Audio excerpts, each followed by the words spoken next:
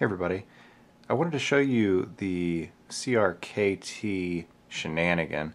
This is a knife that can fit in just about any budget, but offers a lot of quality and some really great design and a lot of function for the price. So I just thought I'd kind of go over that a little bit for you today. I hope you enjoy.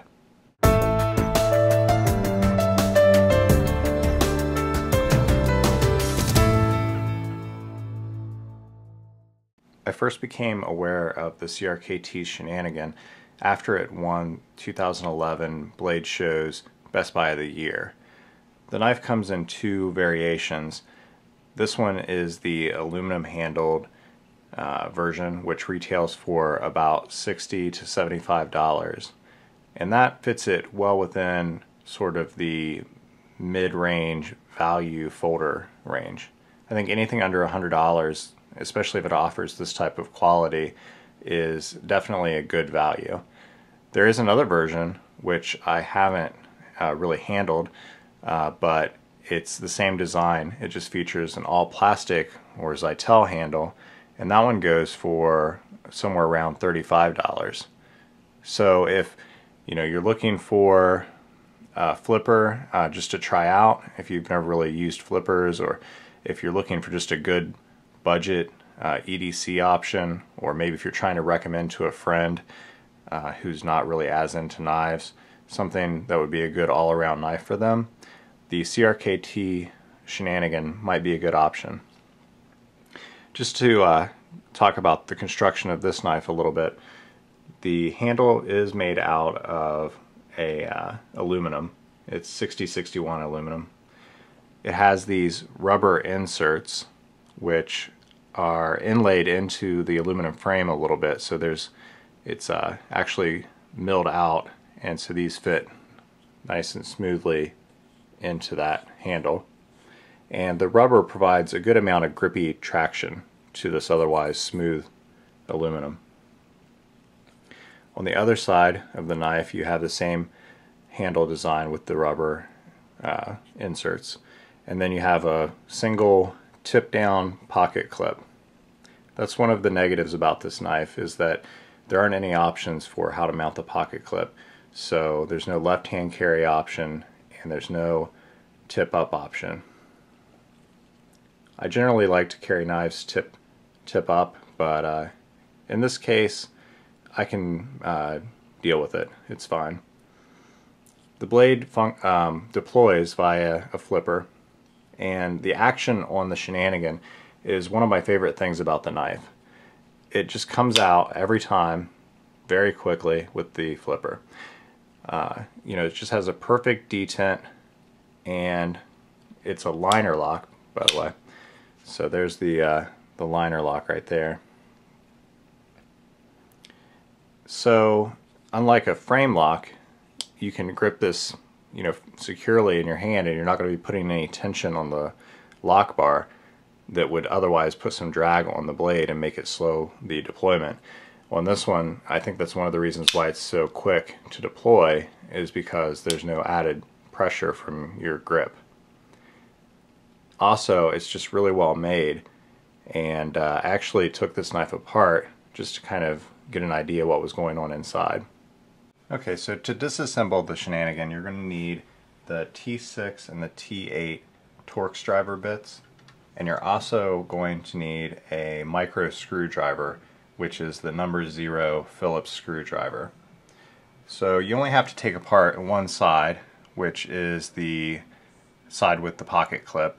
You'll take the pocket clip off first, and then take out the 3 T6 screws that hold on the rubber insert.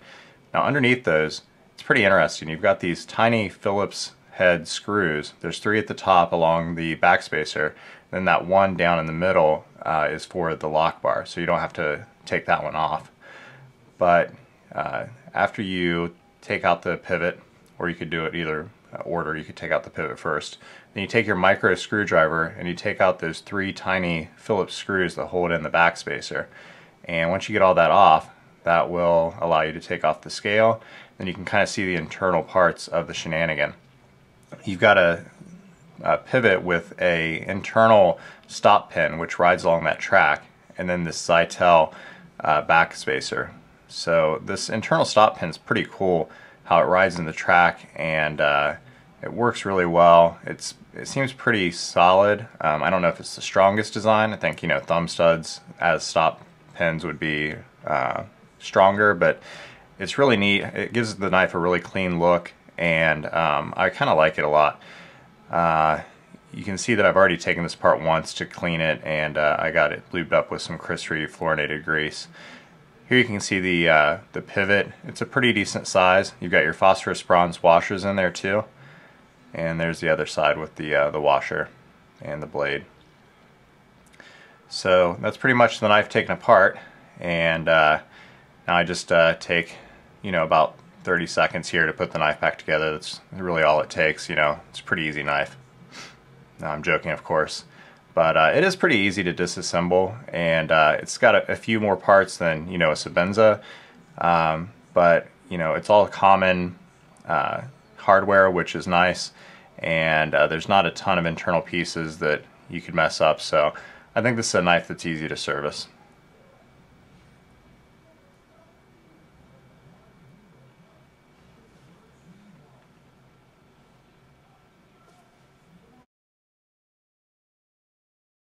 So let's take a look at the blade. Again, we'll use the flipper here. You can just kind of see I can just put just enough pressure to break the detent. I mean, I'm not trying to press hard at all, and you just can't help but the blade deploys all the way. And if you just give it just a little bit of pressure, I mean, it just flips out really nicely. The blade is AUS 8, which is going to kind of turn some people away.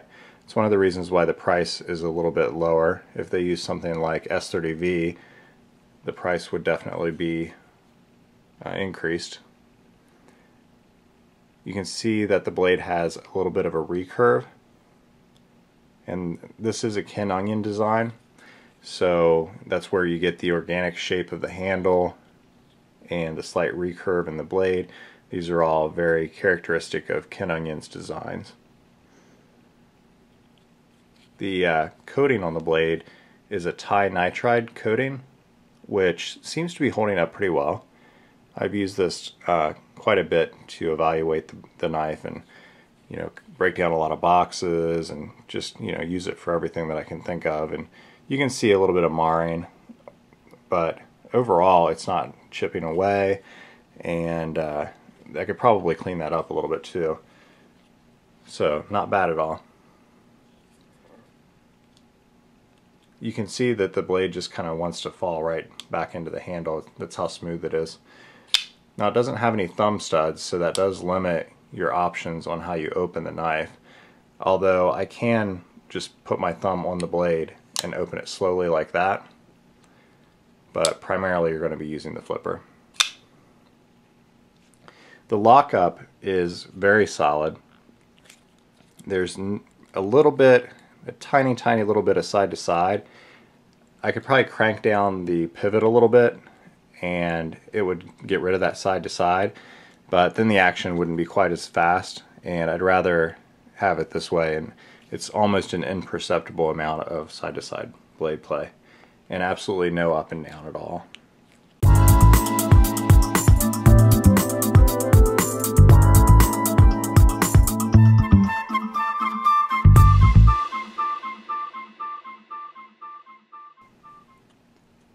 So I'll give you just a quick size comparison. Here's a Paramilitary 2, which I think is very similar in size.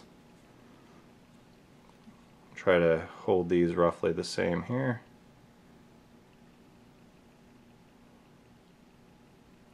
And if you line up the blades, you can see that the Shenanigan actually has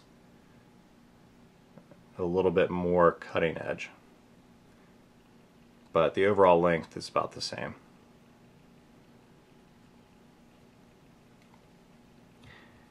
And here's another flipper from CRKT and Ken Onion. This is the Ripple.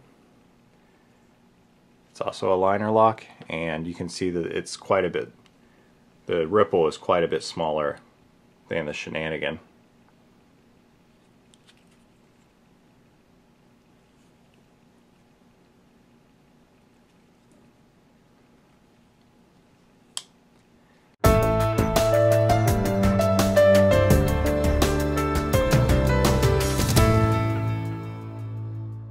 me just give you a little bit of a close-up look. And while I'm doing that, let me just talk about the construction a little bit. One of the things that I'm a little bit concerned about over time are these rubber inserts.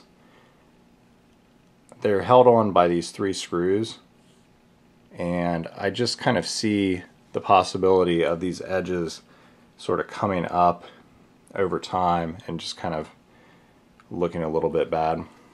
But so far so good. You can see there it's a little bit of a ridge.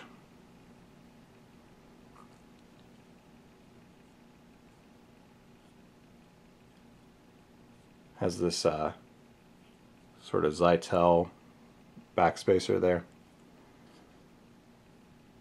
Nice jimping. The pocket clip is a pretty good pocket clip. I just wish that it was tip up.